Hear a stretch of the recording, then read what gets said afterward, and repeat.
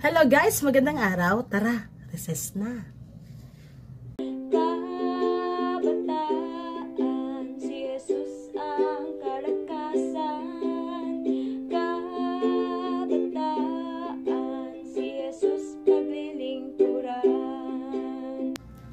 At para sa ating food for the soul ay basahin natin ang Revelations chapter 12, verse 10.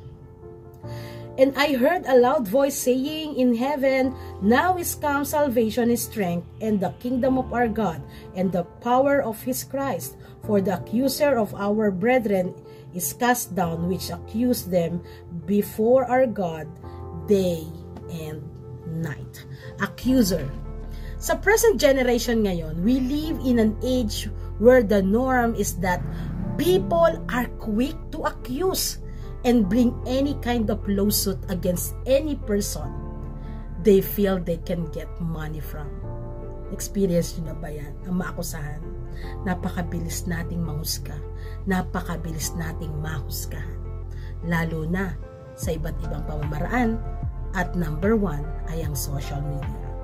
Sa buhay ng ating Panginoon, sa kanyang paglilingkod, maraming leaders or mga tao, hinusgahan din ng ating Panginoon. Pero never nagwagi ang gawa ng mga bashers ng ating Panginoon, di ba? Marami ng bashers noon pa. Maraming bashers si Jesus pero never silang nagwagi.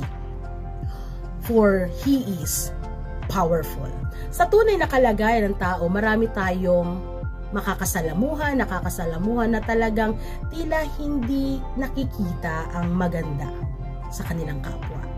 Hindi nakikita ang mga pagpapala, yung kagandaan ng buhay, kundi puro panghusga at pag-iisip ng hindi maganda sa kanilang kapwa. Ito ay bagay na nakakalungkot. But the word of the Lord speaks and reminding us, now is come salvation and strength, diba?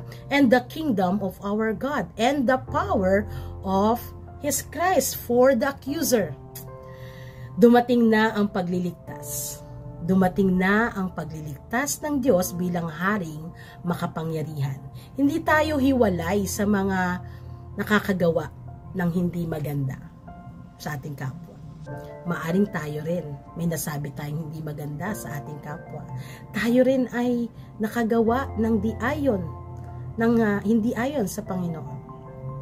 Tayo ay hindi hiwalay sa mga ganitong pagkakataon.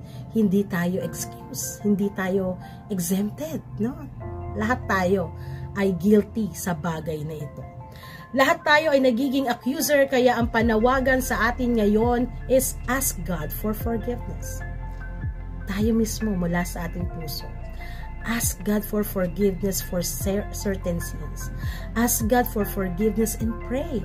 Dahil ang pagkilos ng kaaway ay paulit-ulit at pabalik-balik hanggang maging guilty ka.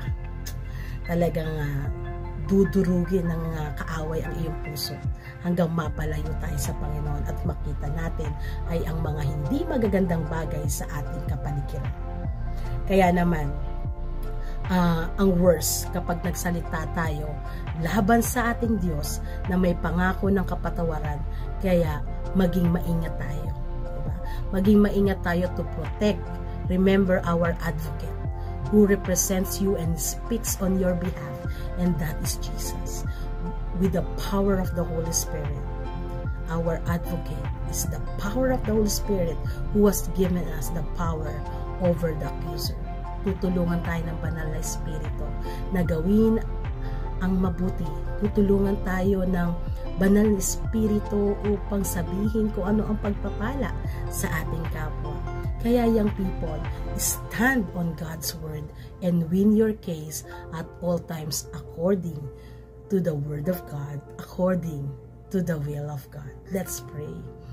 Panginoon, patawarin mo po kami kung kami mismo ay nagiging accuser. Patawarin mo kami ay nagiging hindi mabuting tao sa aming kapwa. Patawarin mo kami kung kami nagiging mapanghusga. Linisin mo ang aming mga puso. Pangunahan mo kami Tulungan mo kaming gawin ang ayon sa inyong kalooban sapagkat ikaw ang Diyos na magliligtas sa amin. Kaya't kami ay lumalapit sa inyo. Tanggapin niyo po ang aming pagsusumamo na kami inyong patawarin. Linisin ang aming puso.